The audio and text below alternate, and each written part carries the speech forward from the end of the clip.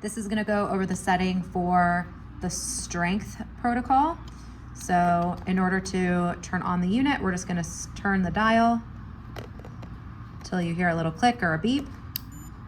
So you'll see now the screen is on. For the strength, we want to open up the window that's gonna allow us to change the settings. It's currently on synchronous, which is the correct setting that we want. If it's not there, we're gonna hit mode and it's gonna change. You'll see that goes to alternate, constant. We wanna be on synchronous. So once we're in the correct setting, set is now gonna be our next step.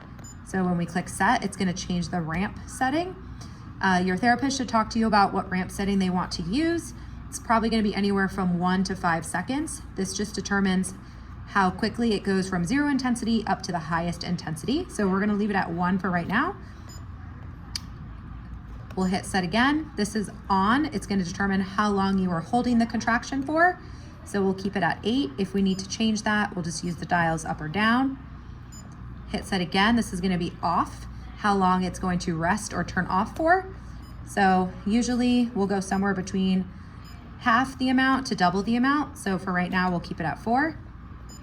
We'll hit set. The width here is gonna be dependent on the muscle group you're on. So your therapist should tell you what width to use. If we're using the quads, we're gonna keep that at 300.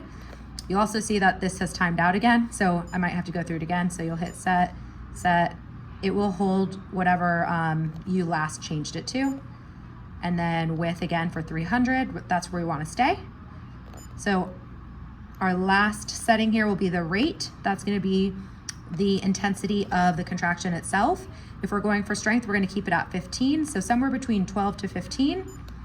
And it timed out again, that's okay. So we're here, we're keeping it at 15. And then lastly, it'll change over to the time. We'll probably start somewhere around 8 minutes.